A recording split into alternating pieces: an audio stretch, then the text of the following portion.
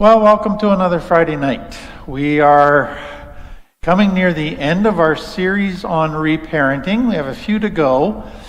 And tonight I want to talk about reparenting an angry child. So the angry child within you, or if you have a child who already has some complex trauma and they've got anger issues, parenting that child. And I think what you realize up front is, wow, this is a really difficult, challenging thing to do.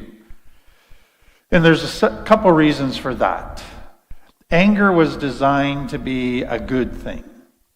It was designed to point out when things aren't the way they should be. But in complex trauma, anger gets misused and it becomes a bad thing. And all of a sudden, anger becomes something that is not helpful, but something that is destructive. On top of that, anger is the most intense emotion. It is the hardest emotion to manage well. And so when a person is angry, it's all right to be angry, but it's not all right to express it in hurtful, harmful ways. And that is really, really hard to master. And so what you find is for most people, managing their anger is one of the most difficult things that they have to learn how to do. It requires tools that are very hard to learn, very hard to master. And so parenting an angry child is very challenging.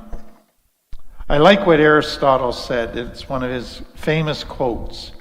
Anybody can be angry. That is easy. But to be angry with the right person and to the right degree and at the right time and for the right purpose and in the right way, that is not within everybody's power, and it is not easy. So true. Somebody else said this.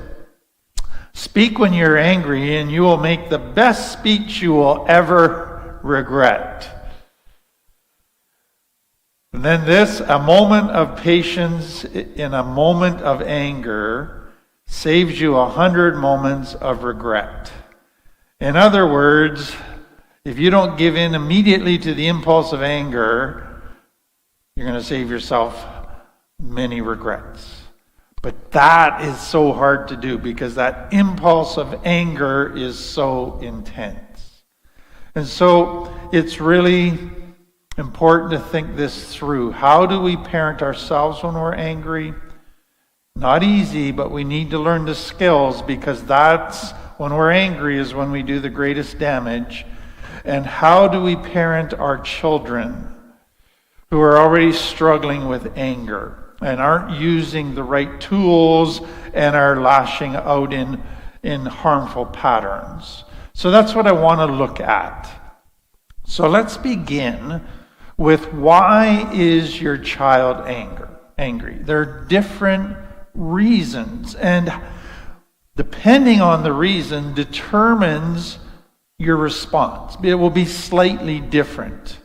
And so let's begin by looking at, why is your child angry? And so the first thing I want you to understand is that your child sometimes is angry for the right reasons. They have what we would call a good anger. And so that will come in two areas. Number one of their 12 needs is not being met. That's not right. So there's anger.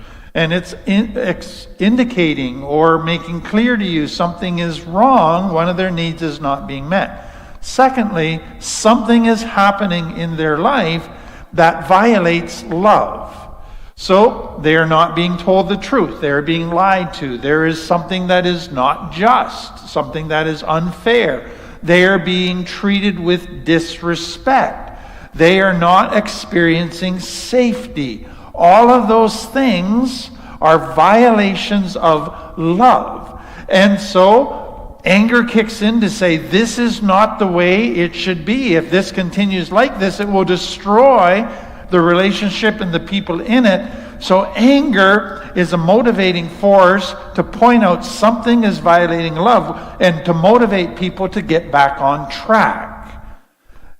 And so what you can see is within complex trauma, and I'll develop it in just a minute, there's a lot of things that violate love, and there's a lot of areas where their needs aren't met. And so the children experience healthy anger. And so what is important right up for you to realize is the child hasn't done anything wrong. It's us as the parent that has failed. So the way to resolve that child's anger is not that the child does anything, it's on us. We are the ones that have to get things to being loving and to meet their needs. That's the only way to resolve the anger. And so what comes out of that first one is anger often is in response to a deep hurt that the child is experiencing. So they don't feel safe. They are made to feel stupid. They are disrespected. They are shamed. They are made fun of. All those things hurt them. And then nobody wants to connect with them. All of that hurt. So anger often comes out of a place of hurt. And the hurt is a result of 12 needs not being met or love not being violated.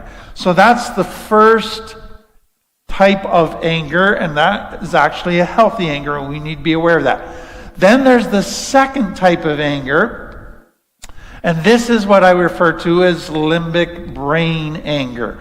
So a child lives out of their limbic brain. That's the part that's in control, that it's developed. That is the part that basically is your emotion center, and that is the part that is somewhat foolish in the sense that it thinks in terms of instant gratification, and it makes decisions based on how they're feeling, not based on what is healthy, not based on long-term consequences.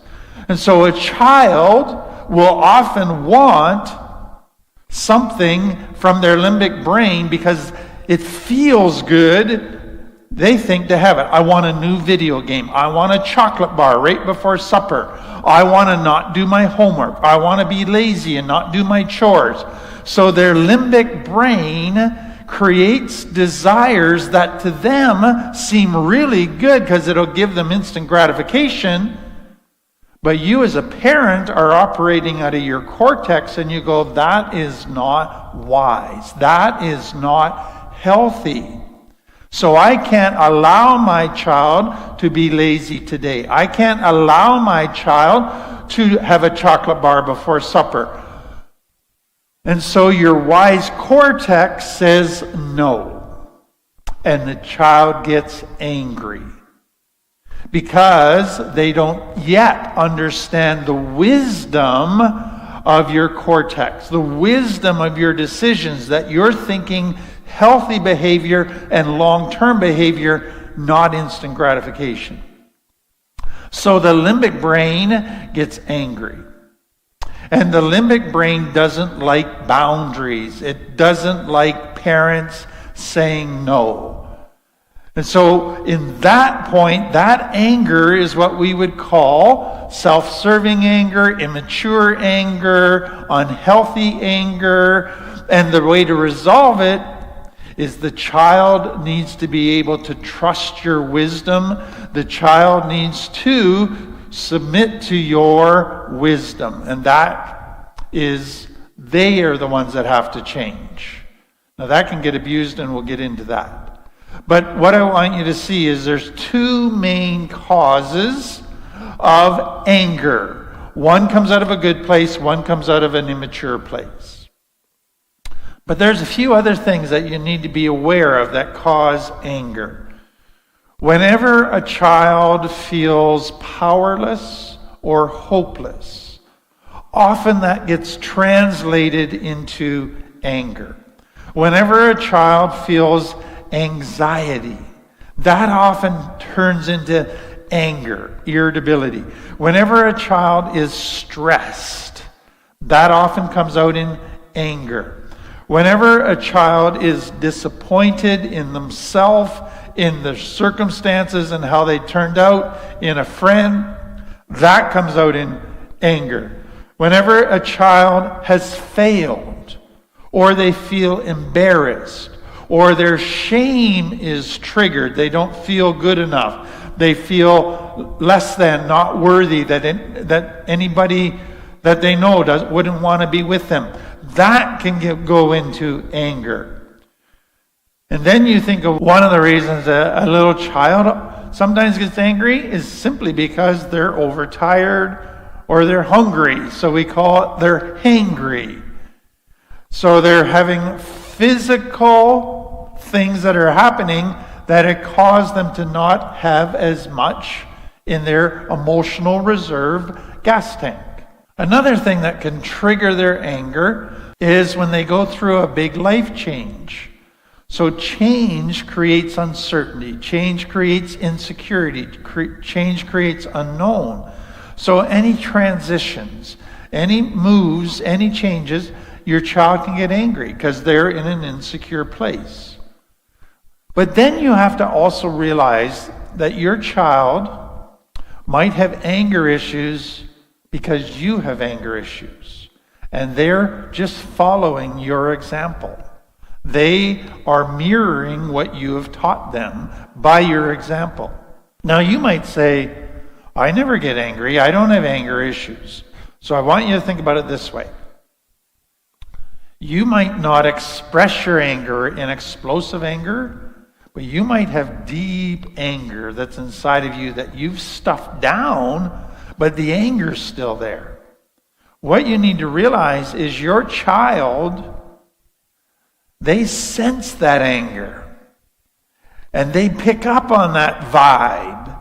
And that influences them. And it creates insecurity and a feeling of lack of safety for them. That you're not a safe person. And that can create their own anger. So those are important to understand. Now let me take it just to kind of pull it into the complex trauma. So complex trauma, 12 needs aren't being met consistently. That's going to create anger. Good anger, but it's anger. Then violations of love all the time. Then shame is developing as those things happen. And what is happening with shame? I'm not good enough. I don't have value. Nobody would want to connect with me. My life sucks. And so shame creates anger at yourself, at your circumstances.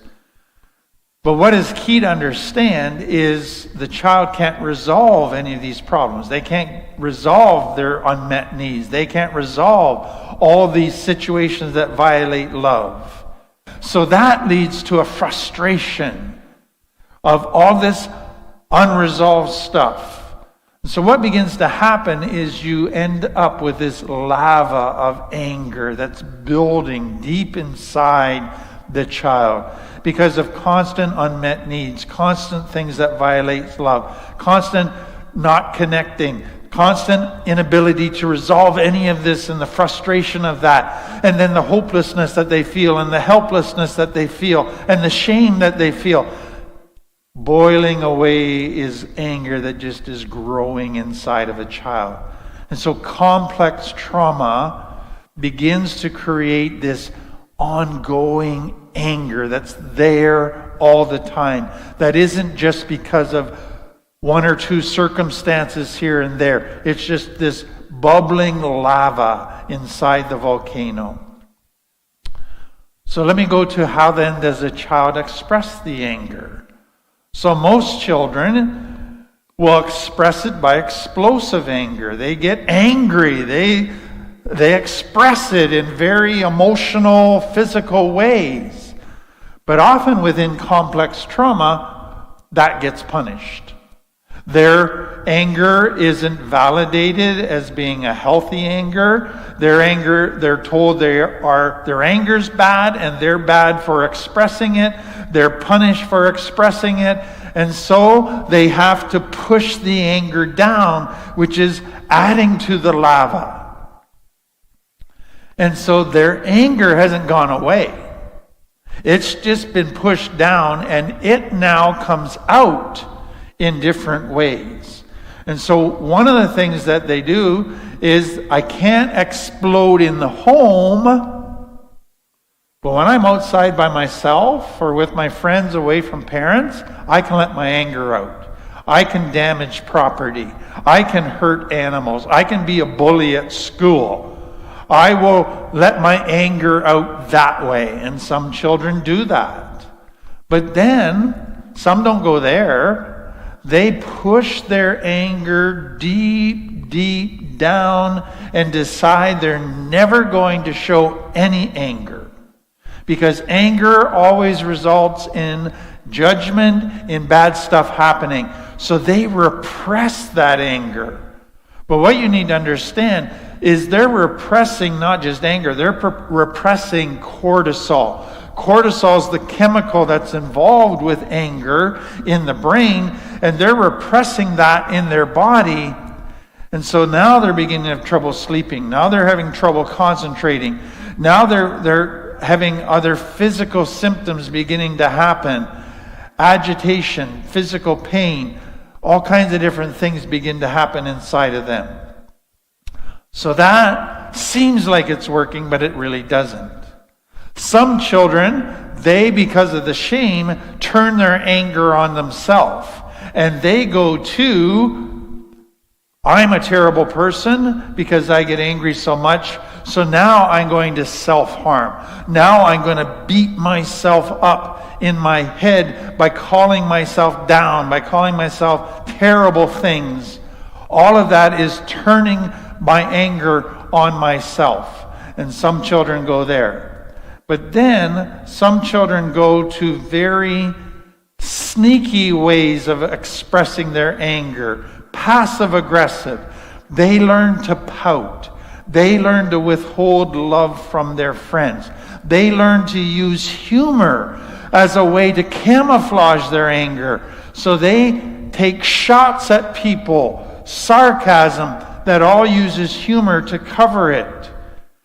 And then they do sneaky little revenge plots that hurt people back, but it doesn't look like they were trying to do any of that. But it's still anger coming out. Now I need to add this. Be aware of a child who never shows anger. Now many would say that's a wonderful child, but let me have you think about that. A child who grows up in a healthy home where their needs are met, where there's not violations of love, they are not going to experience anger very often because they're not going to experience all of that anger around needs not met, etc. But they're still going to experience anger once in a while. So even a child in the healthiest home will still experience some anger. Just not very frequently, but they're still going to experience some. What about then the child that never shows anger? That is concerning. So if you take what happens in a complex trauma family and the children begin to realize anger results in punishment, so never show anger, so then you get children adopting different roles. So number one would be, I will be the hero. I will be super responsible. I will never get angry. I will take care of everybody else. Or the comedian who's always funny, always making everything a joke, never gets angry. Or the invisible child. They never have needs. They never put themselves out there. They never show any painful emotions to people. And parents go, wow, what good children. They never get angry. And I'm going, oh boy, that scares me to death. Because those children, the hero, the comedian, the invisible child, they have anger. They've just pushed it way down. And it is going to come out later in life. And so if a child never expresses anger, that is a very concerning thing. That is saying there's something else going on there that's not healthy and that's causing them to suppress all of that anger. Now, I want to spend the bulk of the time on responding to a child in anger. So responding to your own anger in reparenting yourself or to your children. Just think of it from the context of you have a child that's just born. So you're starting from scratch. If you're a healthy parent and you're starting from scratch, what you're doing right away is the first time the child gets angry, you're responding to it in a healthy way. And what begins to happen is very quickly, right from scratch, the child is learning healthy tools. The child is learning what to do with their anger. And anger never really becomes an issue. But you're not starting from scratch. The child already has lots of lava anger. The child has lots of tools that aren't healthy tools. The child has lots of patterns that kick in when their anger is triggered that aren't healthy patterns. So this is where it gets super complicated. I want you to know up front, this is not going to be easy or quick to change. So when you're reparenting yourself around anger issues, you have to be patient. You are not going to change this overnight. This is going to be one of those difficult, messy, slow types of change that can be very frustrating and is going to make you feel discouraged many occasions and that you failed and that you're never going to get it. But hang in there, it will come. The second thing I want you to understand is as we help our children or ourselves with anger, there's really two sets of tools. Number one is in the heat of the moment. When we're angry, when the child's angry, there's certain things that we do. But that's not the only set of tools to help our child with anger. The greatest help for our child's anger is actually taking place when they're not angry. And that's where we have to really look at to make sure in those times we are giving our children the things they need so they're not going to be angry as often, so they become more aware of their emotions and how to deal with emotions. All of that is happening when they're not angry.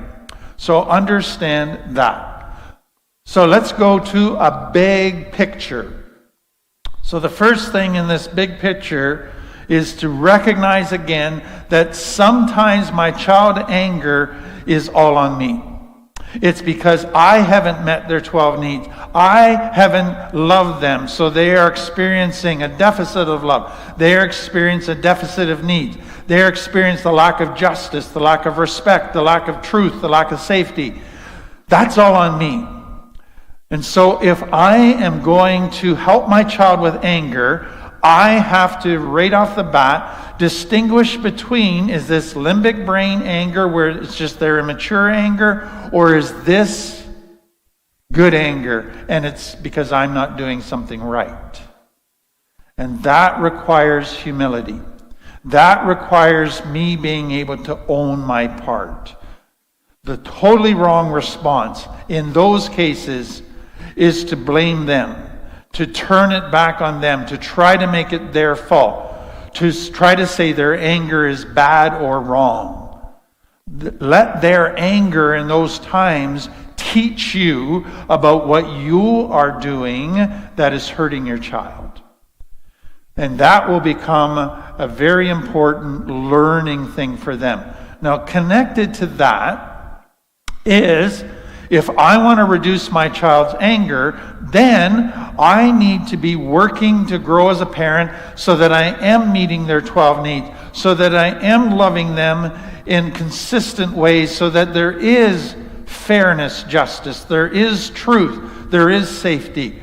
So I need to provide a format, a schedule, a daily routine for my child where all of their 12 needs are being met, so that they are having fun, so that they are having times of beauty, they're having times of rest, times of work, times of nurture, times of love, times of just closeness. All of those things have to become part of their daily routine. So that is on you to provide that structure to your child. That is so important. So busy, active, kids who are getting their needs met through that busyness and activity stuff are children that have less anger because their needs are being met and they're experiencing healthy love. So work on that. The second thing is, yes, their anger could come from that immature limbic brain.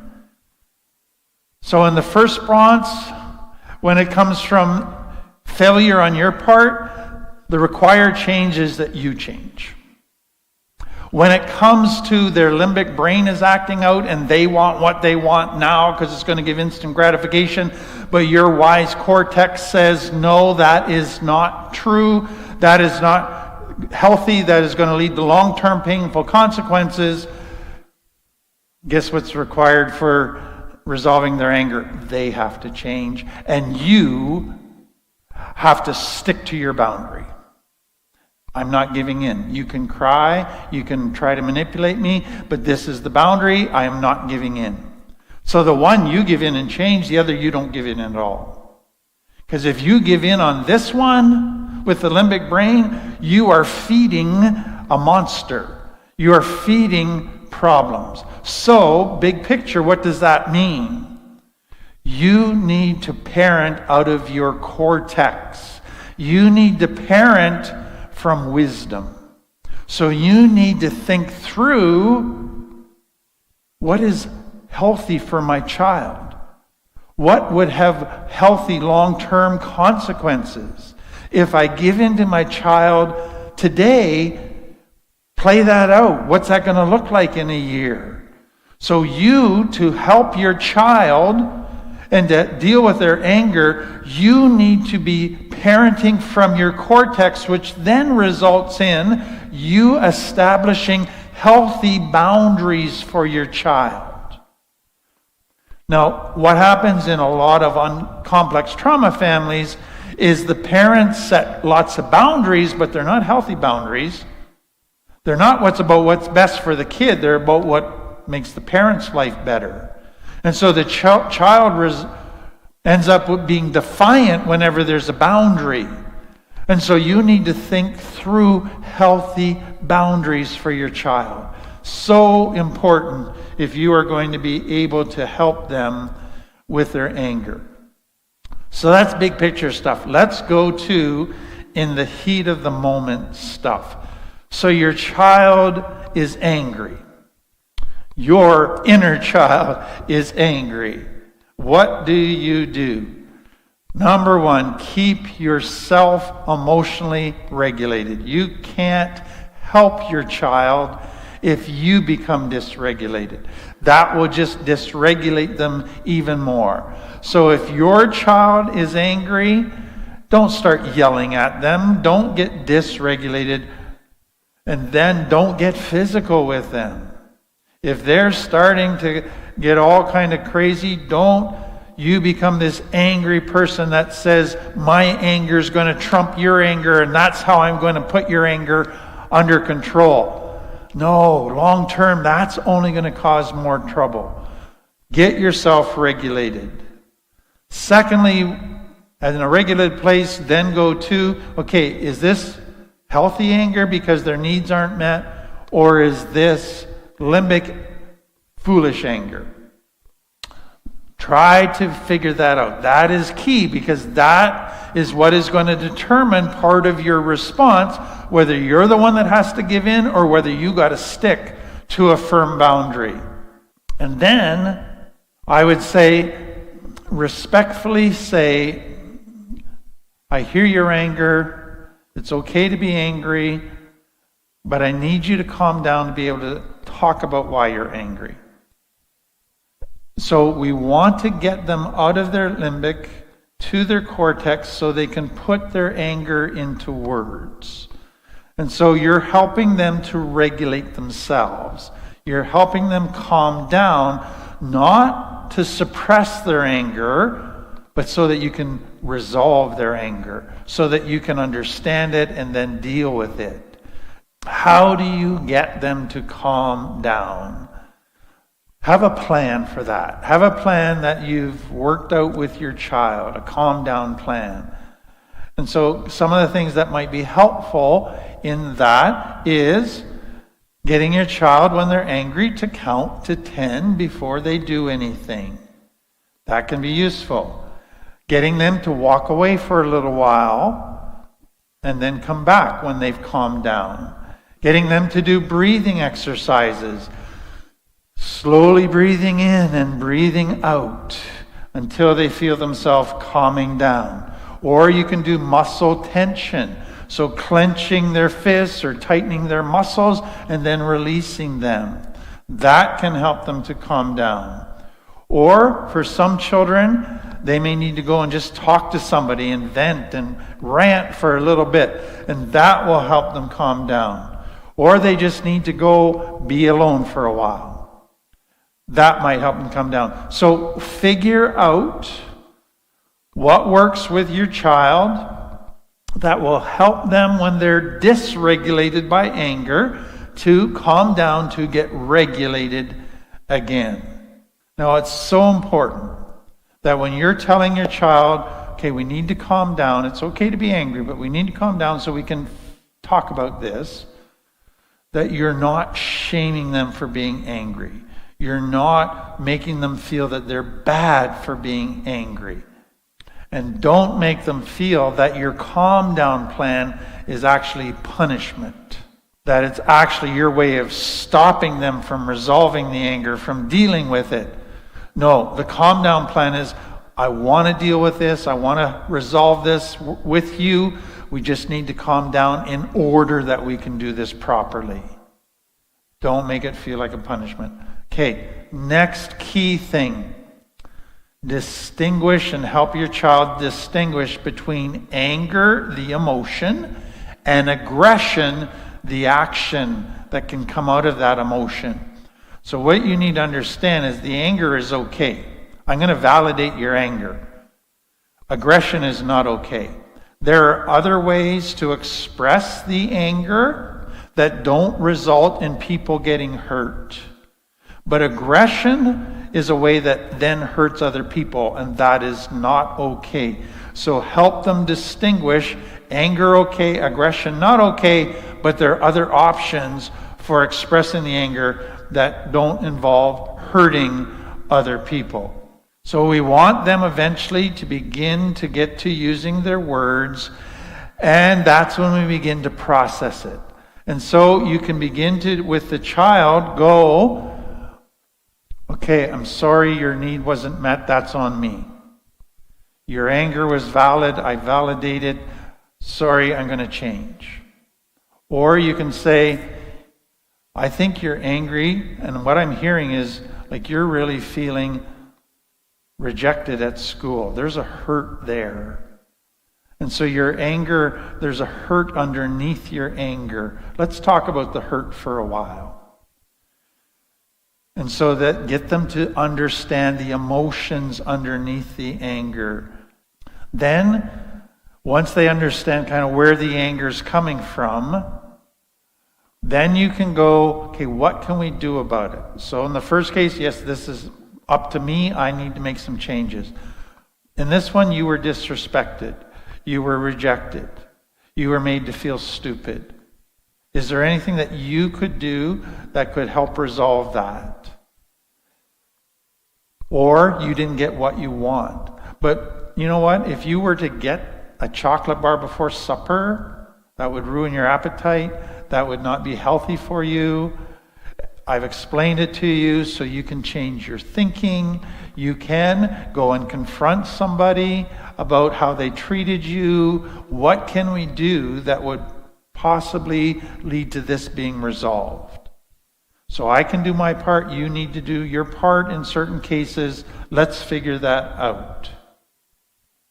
Now understand that if a child has that immature limbic brain anger, they're not getting what they want, they're not getting what they think is going to make them happy, that often in those cases, they will have a tantrum.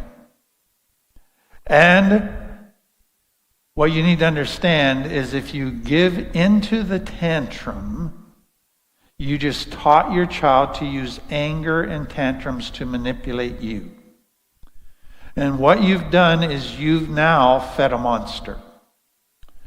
And next time they have a tantrum, it's going to be even more difficult to not give into it or to get them to stop it, knowing that it's not going to work. Because it worked last time, so in their mind, it will work again.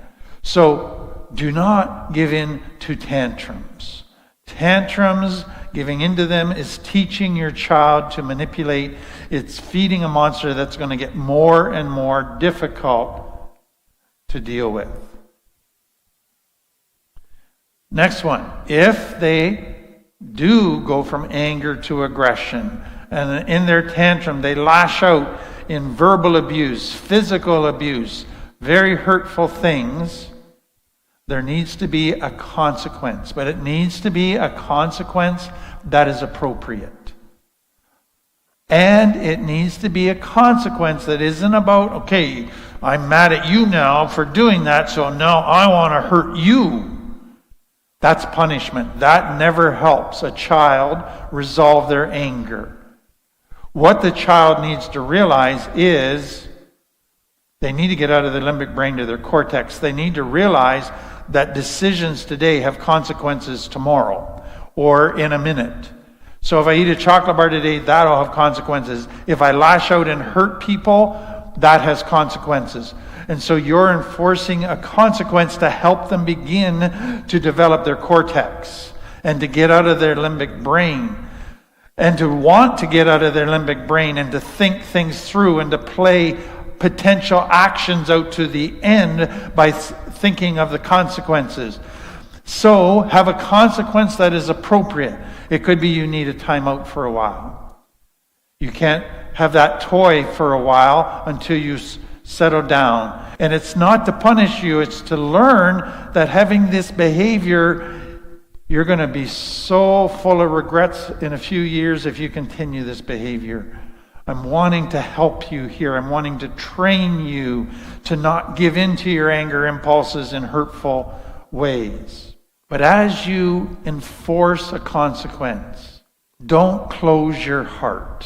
Because the child will sense, okay, dad's angry at me. They're giving me a consequence, but they've closed their heart. Because what a child needs as you enforce the consequence is to know they're still connected to you. Your heart is still open to them. And it's knowing that your heart is still open to them and you're connected that makes them go, I'm sorry for this behavior. It's getting in the way of my relationship with mom and dad. I want to run back to mom and dad, so I'm going to stop this behavior. And so keep your heart open. That becomes such an important thing. One of the things to be aware of often with younger children is when they're in their limbic brain anger, you can't really reason with them at that point. You just set a boundary, say, no, you're not going to have a chocolate bar now, and you stick to it. Once they've cooled down, then you can sometimes reason with them later. So just be aware of that. Now, outside of that, what you're wanting to do with your child, out of those heat of the moment moments, is develop mindfulness in your child so that your child is more aware throughout the day on a regular, ongoing basis of their emotional state. And so you might develop an anger thermometer. And so you say to your child in the morning, kind of, where's your anger at? And your child's able to say, it's really low today, or I'm really angry today. And you begin to have a visual that helps them become aware of the level of anger inside of them. You can do emotional inventories with your children. How happy are you? How sad are you? And you can have emotional thermometers on all of that. How stressed are you? How lonely are you? All kinds of different emotions so that they're developing an awareness of their emotions and they're taking time to stop and read their emotional state throughout the day. That is such an important skill to begin developing with them. One thing that you might have to be aware of as a parent if you have a child who's quite angry is you might have to stop some of their exposure to violence in the media or video games. That could be contributing to feeding some of their anger issues. If you have an angry child, don't just make your focus their anger. Because what's happening in the child's mind is all you see is their bad parts. Keep praising their good stuff. Give them lots of praise for the other things in their life that they're doing well. That is so important. And then the final thing, if you have an angry child, be very aware of how it affects you. Is it triggering you? Why does it trigger you? That becomes such an important thing. For some parents are afraid of the child's anger, so they just give in to it. That is not healthy. So why are you afraid of your child's anger? And that could come from your own complex trauma where you're just afraid of angry people, even if it is a child. So you're going to have to deal with that inside of yourself. Or some are, if the child is lashing out in hurtful ways, they're afraid to enforce consequences because then their child might not like them, and they want their child to like them. And so they keep moving the boundaries. They say, I'm going to enforce a consequence, then they never do. And you're doing damage to your child by that, but it's because of your own shame, and you think the answer is that your child has to like you all the time and can never be upset with you. So be aware of some of your own underlying issues that could be behind you being triggered by your child's anger. So I hope you can see this is a big topic. This is not an easy issue to deal with. I hope this has just given you some tools, just some practical stuff.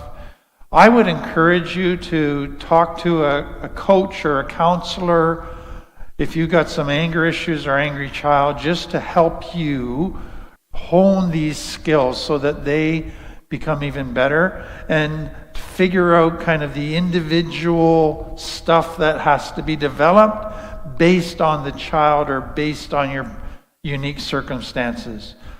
That's the end of part 1. We're going to take a short break, going to come back and do a Christian part. Again, for some of you, that may not interest you, and that's perfectly fine. We're not offended. We'll see you next week. For everybody else, we'll be back in just a minute.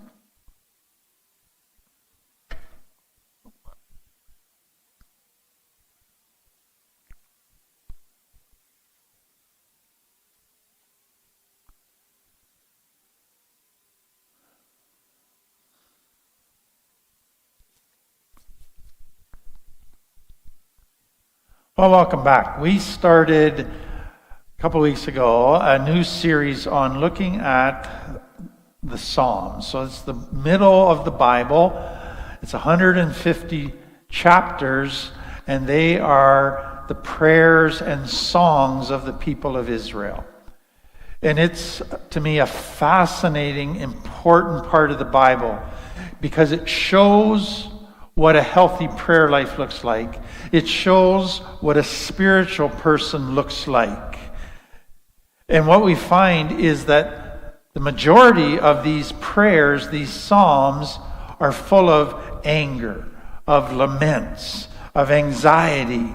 They're full of struggles. And they don't have a problem expressing all of that stuff to God, and God doesn't have a problem with them expressing that. And so the whole point was that many spiritual systems become unhealthy when they require you to have basically happiness all the time.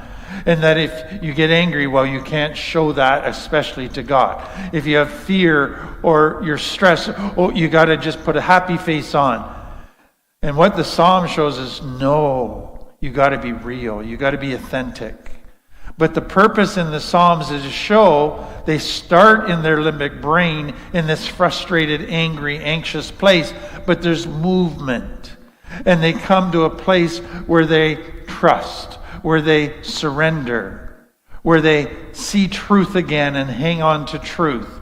So there's always a movement, and that is such an important part as well. So today I want to come to Psalm 31.